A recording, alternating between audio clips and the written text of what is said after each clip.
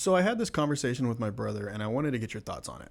Okay. When people focus on Formula One, they can get not necessarily distracted, but maybe lose confidence or even lose interest whenever they're trying to focus on one driver. Say like Lewis Hamilton.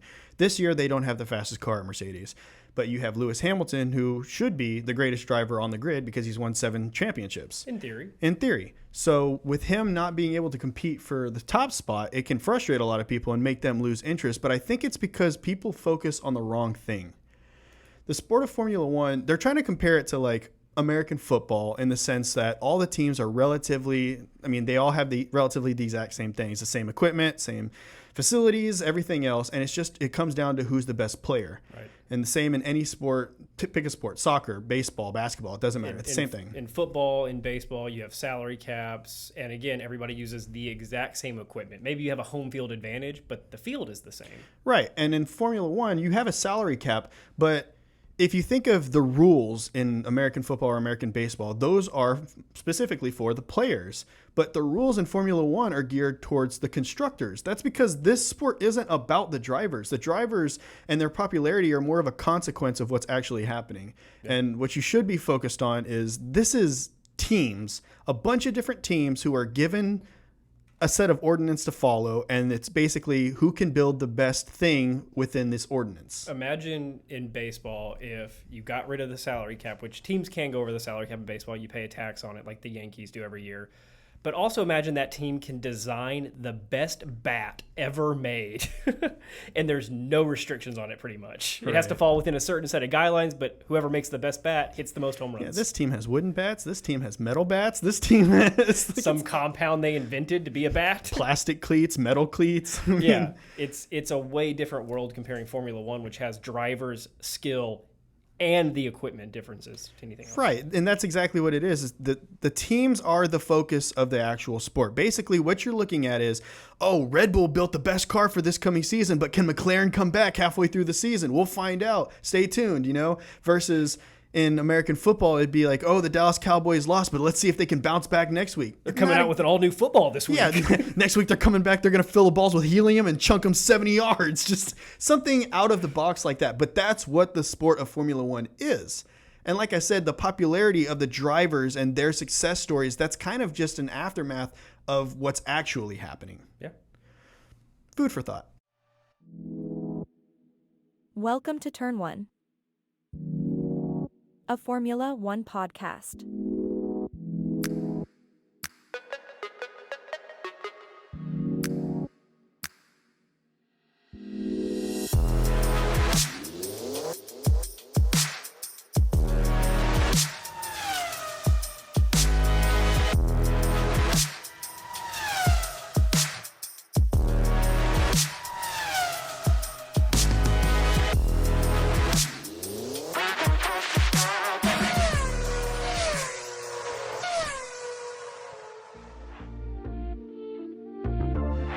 Now entering the grid.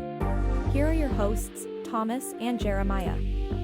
Welcome back to another episode of Turn One Podcast. We're your hosts, Jeremiah and Thomas. Today, we're going to talk about what's really going on, more specifically in terms of F1. Yeah, not conspiracies. Yeah, not just random stuff out there. What's going on out there? We're going to talk about Red Bull Racing, and I also want to touch on Max Verstappen. Yeah, and this isn't, I hope at least, so I hope this isn't we're not grandstanding to Red Bull or Max Verstappen fans. We just need to recognize that there's something big happening this year in the history of F1 that there's instances we're going to try to pull from. There's other sports examples we're going to try to pull from, but something different is happening right now. Exactly. And, if you want to compare it to something in American football, you could say with Brady and the Patriots. So when Tom Brady enters the NFL, he goes to the New England Patriots, and the New England Patriots are a normal team. But then as they start to progress, they become this dominant force. And now you're seeing now when you look back, you see this story unfold of the great career of Tom Brady and the Patriots and how they had all these amazing seasons. But in reality, when you're watching it in the moment, you might not even be focused on it because they might not be your team, and you might miss everything that's happening altogether until it's at the end. And they could lose 4-5 games and still make the playoffs and still win the Super Bowl, which has certainly happened. I would equate it more to So like the Patriots dynasty that they had with Brady would be more akin to like what Mercedes and Lewis had, where like they didn't win everything, but they won the games that mattered at the end of the year, right? Think more about if the Patriots won every single game for multiple every season with Tom Brady. Jeez. Think of the 72 Dolphins that went undefeated, but like 3 years in a row of that, where no matter who the team was that was going to play the Dolphins or the Patriots, you knew you weren't going to win. It's one of those things. Red Bull, people are starting to look at this season and kind of get bored of it or dull. They focus on McLaren, Mercedes, Ferrari. But in reality, I don't want you to miss what's actually happening. And what's actually happening is we're watching a chapter being written in F1 history that is going to be talked about for multiple years in the future. And it's happening right now. And if you're not watching a race, or more specifically, if you're not paying attention at all to Red Bull, you're not going to hear about it until 10 years in the future when this is probably not even going on anymore. Yeah. And it's just something in a book or on a Wikipedia or something. Like right now, we talk a lot about references to Michael Schumacher, Lewis Hamilton, Sebastian Vettel, right? Because they're the most recent dominant drivers that have gone on runs of setting records or winning races or championships.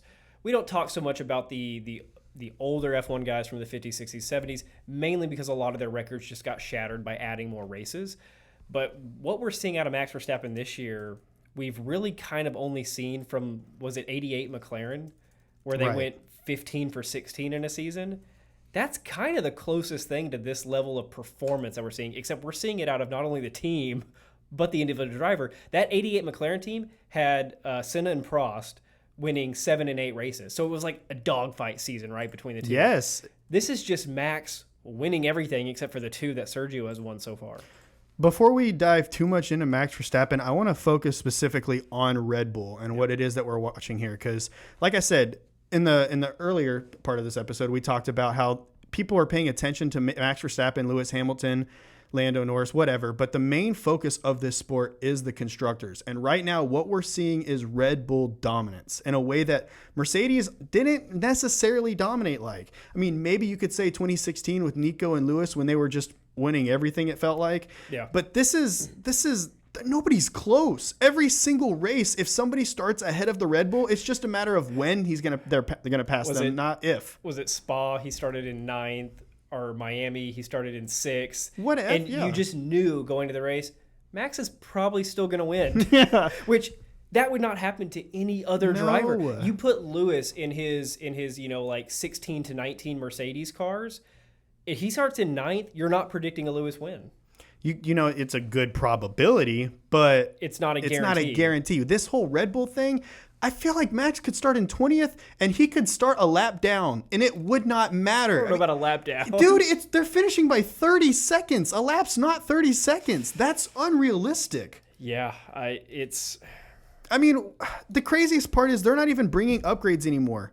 I mean, McLaren's bringing upgrades and consistently still trying to bring upgrades because they can taste it. It's right there, but they can't get it because Red Bull's so far. We're talking about a season where people are legitimately saying if you put 2 midfield drivers in the Red Bull, then it would be a competition for who wins the first spot. Not they're definitely not going to win it. It's still a competition. You put the Alpine team in the Red Bulls, and then it's a competition between Mercedes and Red Bull or McLaren and Red Bull. That's sad. Yeah, because the Red Bull, again, half of the equation, probably, I don't know how to equate this, probably more than half of the equation is the car in the team, right? Right. Because the team is way larger than the 2 drivers. They have way more impact on the strategy, which takes up a large portion of this that I don't even know how to quantify. Like it's, a part driver, part skill, part car, part strategy.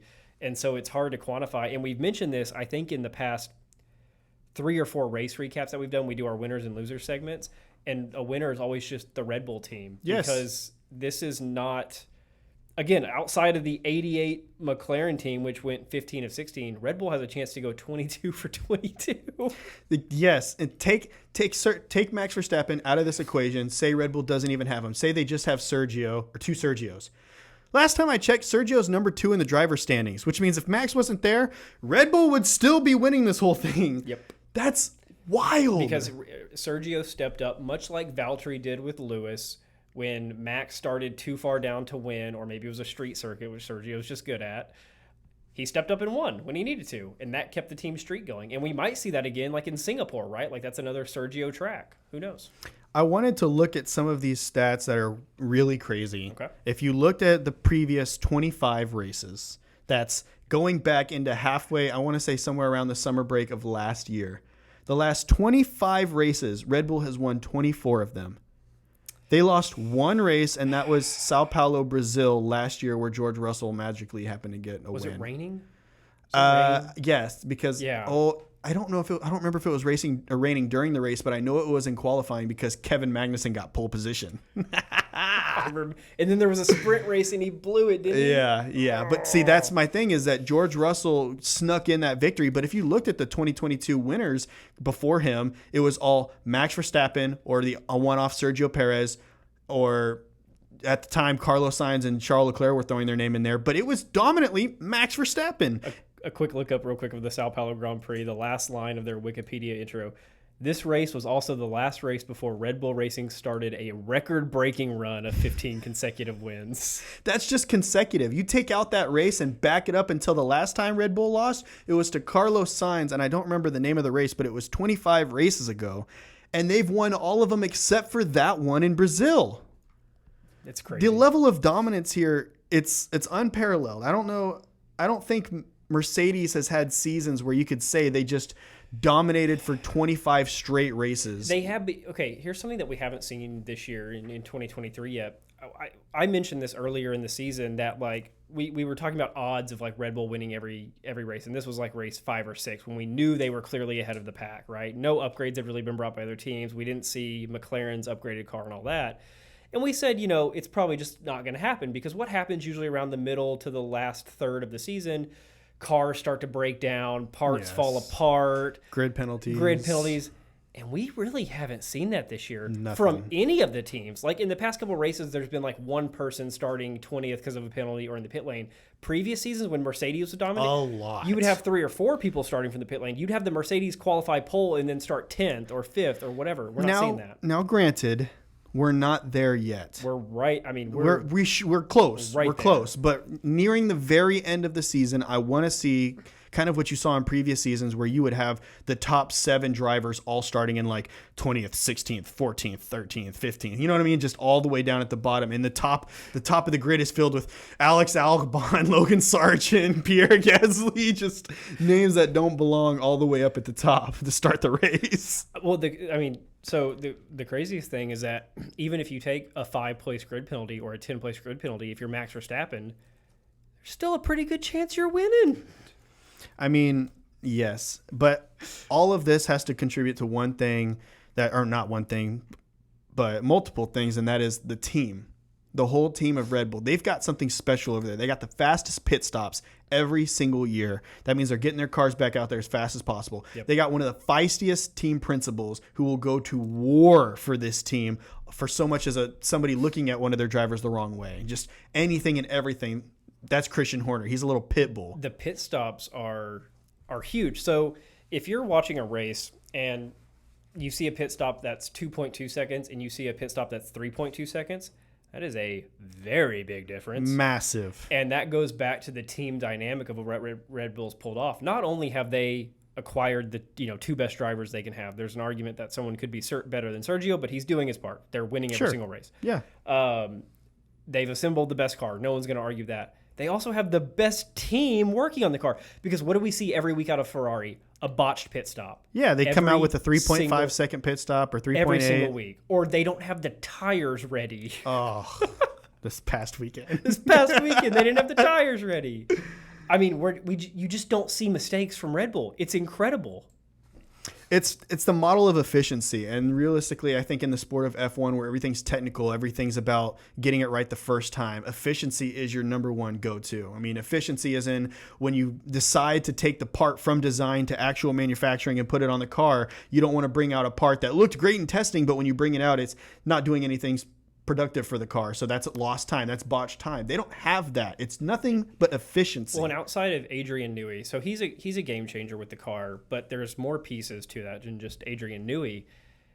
How did they make a car that was so far ahead At the beginning of the season, maybe save for the Aston Martin, which they were still blowing out of the water at the beginning of the season, they made a car this year that was so far ahead of everybody else that even teams rolling out upgrade packages like Aston, Ferrari, and McLaren, who had the best upgrades so far, it brought them like 2 seconds closer on a 30-second lead.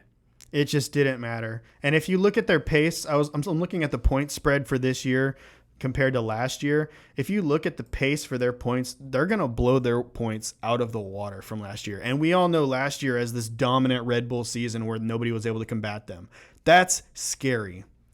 And going back to kind of some of the records, how many did they have out of the past? Was it 24 out of the last 25 or something? 24 out of the last 25. And of course, this season they've won 14 this season, 15 if you count last season's win in Abu Dhabi. That's insane. Yeah, and they're not finished. And more specifically, this is where it does get crazier. This is going to be our kind of transition here because I want to move into the pieces of this. Okay. And then the main piece, the number one piece that we need to talk about, now that we've established that Red Bull is dominating, Max Verstappen. Super Max. Super Max. Pit Stop Boys, if you're listening, come on the show. Max, if he hasn't won the race this season, has finished second. Yeah, and he wasn't always starting in pole for those. And again, Sergio stepped up and did his part. I think the only race that's kind of controversial from a Max standpoint would be Azerbaijan Baku, because Max just couldn't catch up to Sergio in a pretty level race. That's, I don't know. He's got some skills on street circuits. You got to give it to him. Yeah. The man tears it up. But I want to give you a couple numbers here about Max Verstappen that I found mind-boggling. In the last 75 races. Now, that puts you at the beginning of 2020. Okay.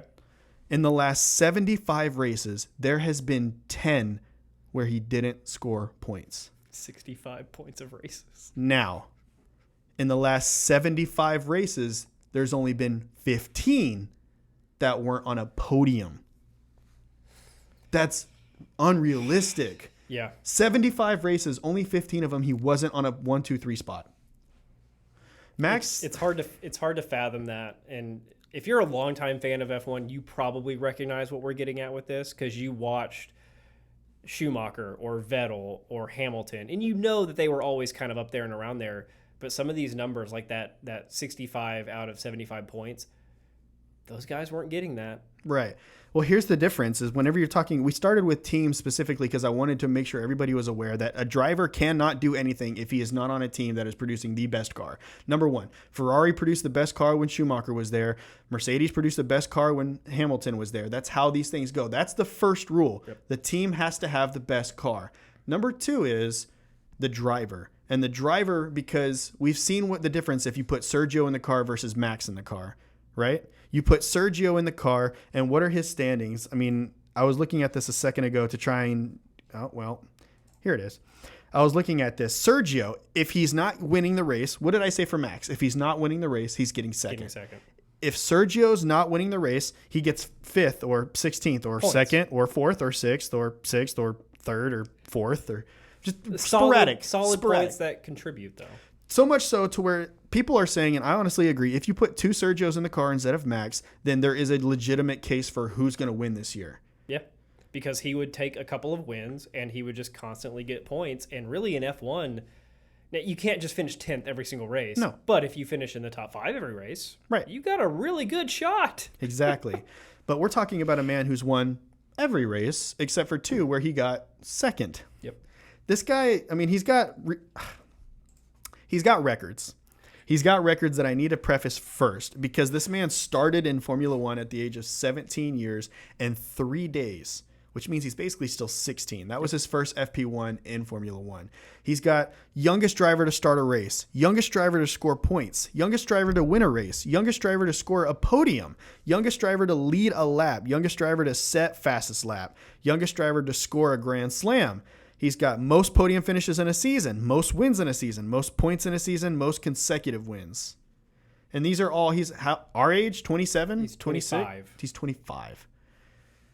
September 30th of 97. Jeez. Almost happy birthday to Max. So I'll say real quick, side note. So you mentioned you have to have the best car, and kind of. we have seen drivers outperform their car. Usually sure. those are the lower end teams. This year you could argue that Alex Albon is clearly outperforming the Williams. Oh, sure. It's also very tough to judge how good the Williams car actually Because is of Logan Sargent. because you have one driver kind of in the top 10 and one driver not so much in the Right. top 10. So who knows? But either way, Alex Albon is above the average for where that car would be. Last year, you could make the argument that the Ferrari drivers, which I think we would both put in the top 5 or 6 of drivers in F1, Charles Leclerc and Carlos Sainz, when their car worked, they performed very well in it. But the car was the hindrance overall to Charles and Carlos winning because it would blow up. It would have bad brakes. Yeah. The team would put on the wrong tires. And so now you're taking your driver's skill down to match the reliability of the car. So in this case with Max and Red Bull, the car and the driver are both elevating and they're both outperforming each other. So to put Max more on a pedestal than he already is in this conversation, you talked about last year in Ferrari having a good car, but most people would consider Ferrari to have had the best car last year. When it worked. Well, here's the thing is that at the halfway mark, they had to start turning down the power of the engines because the engines were no longer staying reliable at full capacity. However, the Ferrari at full capacity was a faster and more efficient car than the Red Bull. Yet, when I look at these winning or who won the races in the first half of the season, I'm not going to count when their car started exploding and everything, just in the first half of the season. If we're to look at this, Charles got the win, but then Max. Charles got the win, but then Max, Sergio, Max. And then Carlos and Charles, but then Max. That's, my point is, for a team that had the best car, they weren't always the guaranteed winner. It was still a possibility that Max was going to get it. What did we think every time that Charles or Carlos got pole, mainly Charles got pole? Ferrari's going to mess this up somehow. Strategy, the team, the durability, the tires. We wouldn't go into the race saying, oh, their car is going to explode, but they're going to put on the wrong tires. They're going to double stack a pit stop wrong. They're going to have a 10-second pit stop. Yes. They're going to go out on tires, and the driver's going to say, it feels like I'm driving on ice. With Red Bull, there's never that concern that they're going to have a bad call. No, the only time that we've ever had Max have any kind of problems behind a car or any kind of hiccup is whenever, especially this season, when he comes on and he's like, oh, I almost knocked myself out there. When he's and going then he around, giggled about it. He's going around Spa, and he was ahead by like 45 seconds. Yes. And so he's still flooring it because he was trying to get the fastest lap or something. And yeah, he almost loses full control of the car. And he comes on and goes, almost lost it, guys. Yeah, like what? There's so much about this that's the reason I wanted to bring this up to you guys today so that everybody could kind of put it in perspective here that we are watching a moment in history. We're watching a moment that might not be repeated. And we're watching a moment that is definitely going to be talked about for many, many more years. So he can theoretically clinch the championship by Japan, which would mean 7 Grand Prix left, which is insane. Gosh. Which means, again, he could win in Japan and not have to race again. Just give the win to Sergio at that That's point. that's like an NFL team playing 2/3 of their schedule and then just being handed a Super Bowl championship. Or like a Super Bowl team playing 2/3 of their schedule, and then for the rest of the season they just use their third strings. Yeah, because they don't have to play. They're guaranteed it at the end of the year. Now, looking at the remaining races, we have Singapore, Japan, Qatar, U.S., Mexico, Brazil, Vegas, and Abu Dhabi. I really only see Max possibly having trouble at Singapore and Vegas. Singapore because it's a street circuit, and Vegas because who knows. Now, Vegas is wide open, though, as a street circuit with a lot of straights, which maybe a team rolls out an upgrade package for pure speed. I don't know. To that point, on tracks where it's low downforce and there's a lot of straightaways, Ferrari has done very well. Yep. We saw that last week. Last week at Monza. Yeah. Where Max comes on the radio and says, hey, their top speed is really fast. Couldn't catch up to Carlos. Our point of this, though, and I want to preface this one more time here. Red Bull, top of the charts, producing a car that nobody's going to touch, so much so that they're already talking about next year's car and how they can make it better. They were talking about next year's car 4 weeks ago. Exactly. And everybody else is trying to catch up to this year's car.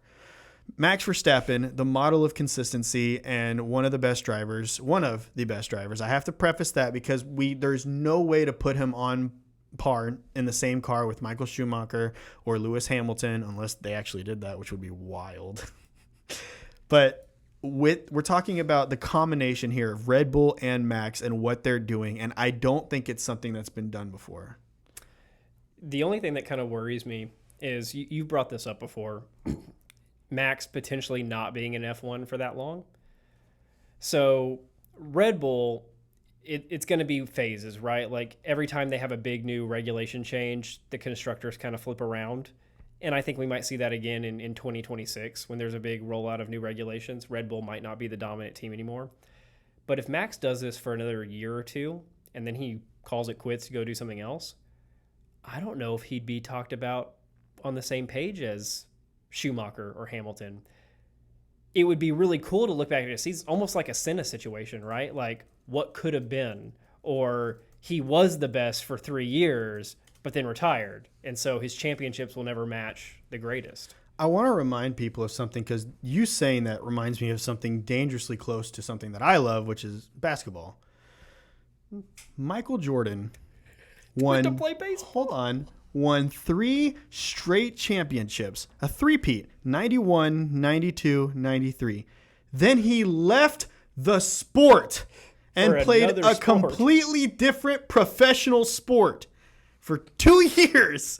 Comes back at the end of the 95 season. He doesn't have his mojo yet, and the team's already lost in so many games to where they can't get back to the championship. So that year doesn't happen. But then immediately after that, in 96, 97, and 98, another three-peat, back-to-back-to-back championships. So my thought process here, what if, just for fun, at the peak of his career, Max Verstappen leaves Red Bull, and let's say he goes and competes in the 24-hour Le Mans, wins one of those. He goes and competes in whatever else, the Dutch Tourenwagen, I don't know, just comes back with those championships to Red Bull. Let's say they figured it back out again. Max is their driver, and they win more championships after that. I mean, Fernando left and came back, and he's doing okay. A little bit different, but I'm trying to think of, like, most drivers don't. Schumacher came back, but he was never his his old self.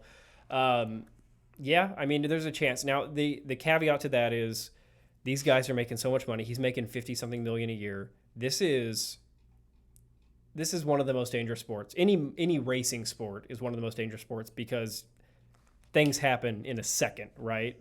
So we're seeing a lot more NFL players retire early because they have enough money to where their children, their grandchildren are taken care of. Why go out there and risk it anymore? Exactly. You're just relying on that player's competitive nature to want to keep playing. Oh, yeah. With Verstappen, if he's making $50 million a year for 4, 5, 6 seasons, why come back and risk it, Yeah, I can see that. Because the old F1 drivers weren't making that money. Right. That's just like the NFL. The old school NFL guys were making regular wages like anybody else to go out there and get hit, but now it's way different. So I worry about that a little bit. It won't tarnish, obviously, his legacy if he did that, but as Jeremiah is trying to point out in this episode, this season 2023 is special, but what they've been doing for the past 2.5 seasons really is special because it's been a culmination since he took over from Lewis as the champion. You look at the Wikipedia pages or the main website or the FIA, whatever place you want to go. You look at Red Bull Racing's history, and they won the past 2 years, and then second place the 2 years before that, third place the 2 years before that, third, second, fourth, second, first with the Sebastian Vettel years. There's a lot of gold. There is a lot of gold on the Red Bull Wikipedia. Now, you click on Max Verstappen's Wikipedia. That is a lot of gold. And I'm not just talking about Formula One, because you back it up to past Formula One. You look at Formula 3 or Zandvoort Masters. He won that. Go back to his karting. When's he going to say it? What series? Oh, I'll talk about it in a second. Hang on. I'll talk about it in a second. I'm going to get to that. Every episode. You talk about his karting career, and his karting career is just fluttered with gold. First.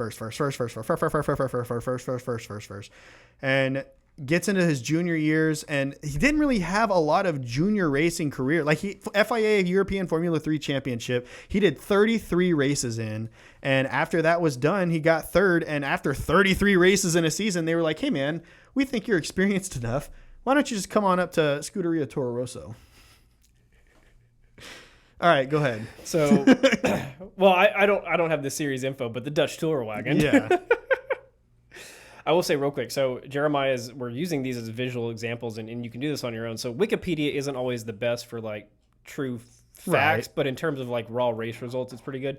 So Jeremiah is looking at Max Verstappen's race record, and Wikipedia labels the boxes as gold if you get first, silver second, bronze third. And Max's for the last couple of years is literally just pretty much all gold. Like, it's substantial. So check out Lewis's. This is his run right there. Now, hang on. Also a lot of gold, but it's subtle, but there's way more colors than on Max's. There is, because if you look at Max, see, especially like for this season, you see two colors, gold, and you see Silver. two specks of silver there and there. Yep. Now, if you look at every single one of Lewis Hamilton's seasons, there's not a single season where it's completely gold with a dash of this and a dash of that. And especially if there is dashes, they're not second place. Sometimes he was finishing fourth, third, like, sixth. Like 2017, fourth, seventh, fifth, fourth, Precisely. ninth, fourth. It's a lot of he never got third that year. It was either first, a podium, or second. No thirds. Not good enough for the Hamilton. Oh, man. So we get my point here. There's a lot of gold. And when you put a gold-plated driver with a gold-plated team and you put that together, you're going to get a recipe for disaster. And that's what we've been seeing since, like I said, in 2020, where for the past 75 races, Max has only been off of the podium 15 times. Don't watch the races with the expectation of there being a battle for first. Now, we got lucky in Monza with a battle for first. Yeah. At least a top 5, top 4 battle. But don't expect that the rest of the season. Enjoy the battles in the midfield. Enjoy the battles between Sergio and Ferrari and the McLarens and the Mercedes. Enjoy that. But just watch it for the pure value of this guy is crushing it. Red Bull is crushing it. This is probably going to go unmatched by another team or driver for a long time. We've thrown out hypotheticals before, but if Red Bull adds another young up-and-comer like a Piastri or something like that, you could run into a Nico Hamilton situation where they start splitting wins. You could run into the Senna Prost thing where they start splitting wins. Or you could be setting it up for when Verstappen retires, you just plug and play with the new guy. I want to recap what we started this episode with. Guys, if you're getting bored with your driver or unhappy in this sport with a specific driver that you've been following, back it up one level. If your driver is Lando Norris, back it up to McLaren. How has McLaren adapted from the beginning of the season going until the end? And what do they do? What kind of packages do they bring? Where do their drivers finish going forward? If you're a Charles fan, you've been frustrated with Charles for this season, back it up. How has Ferrari changed their dynamics? Are they better on low downforce tracks, high downforce tracks? Have they made improvements on the tracks they're bad at? Yep. These are small things. That's the name of the game. It's not the drivers, it's the teams. And I don't want that to get lost here. I do have a question. So, not really maybe for you, but whenever Yuki went out last week in Monza, remember on the first lap, the camera cut to a guy in the stands that was fully decked out in no. He was decked out in AlphaTauri gear. Surrounded by the Tifosi. How do you I guess you're just a fan of Yuki or the personality because you're not an AlphaTauri fan, right? Hold on a minute. Yeah, no. I just realized something. Where is AlphaTauri based? Italy. Right. So But- that was a home Grand Prix. Yeah, but why would you not be like a Ferrari fan? He's got to be like a Yuki fan, like I said. Because when they showed Yuki in the silent, he was like, Well, let me ask you this. We're Americans. You a Haas fan? no, because they're terrible.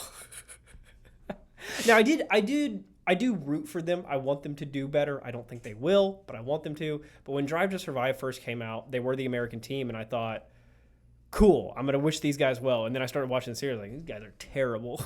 I got to find a new when team. the very first episode is both drivers going out at the first race. And I didn't want to root for Mercedes because at the time they were the dominant team. I was like, that's bandwagoning. Right. And so I was like, okay, who's kind of in the middle of the top 10? Who's an up-and-comer? Max Verstappen? Oh, Red Bull used to be great, and they fell from great. They got beat by Mercedes, and now Mercedes is there. Okay, I'm going to root for Red Bull's rise and this kid, Max Verstappen. And then now you called it. Now I'm a bandwagon fan. Well, now you're bandwagon, but you started first, so you're Yeah. I get you. He'd only won a couple races at that point. No, it's a fair argument because at the time, even if you were a Red Bull fan, you might not even be a Max fan. You're probably a Daniel fan more than likely. Yeah, his personality was pretty awesome. Right. So Daniel was the main guy. And we there. had no idea that he'd be gone. We had no idea that seasons. not only would he be gone, but Red Bull would be at the top and Max Verstappen would be the best driver on the grid. Yeah. Wow. You thought Mercedes would be killing it, and there was a couple times Ferrari looked like they might do something, and Red Bull was, again, they weren't competing really with Mercedes until late 2020, early 21. Yeah. Recap. 1988 McLaren went 15 for 16. Bunch of losers. Red Bull is, out of the last 25 races, they've won 24. So I'd say it's This season, 14 for this 14. 14 for 14. Looking for that. If they get to 16 and they don't lose one, then no matter it doesn't matter the races after that. I would signify that as a better season than the 1988 season, just because it's race account, not season standings. I would say. I guess you could. Now, again, looking at these next couple races, even the two that I think Max might have difficulty on, Sergio should be good at them. So I think they're going to do it. Really. 22 for 22. It seems so realistic, which is crazy. It seems realistic that Max could go 20 for 22. And the thought of him winning 20 races out of 22 is absolutely insane. Yeah, okay. Guys, if you have a thought on Red Bull going for 2022, I have two questions for you. One, give me your odds in the standings below. And then two, who do you think is going to finish as the second constructor? Does Mercedes hold on? Guys, if you think that... I'm sorry. Oh, no. I'm sorry. What was it going to be? If you think that Sauber, whenever they partner up with Audi, will hire Max Verstappen and dominate for the next 6 years, I think I'm inclined to believe you, and I'm on your side with that. In 2026? Yeah. You just have to wait 3 years for that payoff, folks. We'll see it. I'm going to call it. You heard it here first on Turn 1 podcast. All right, see you guys. Bye, guys.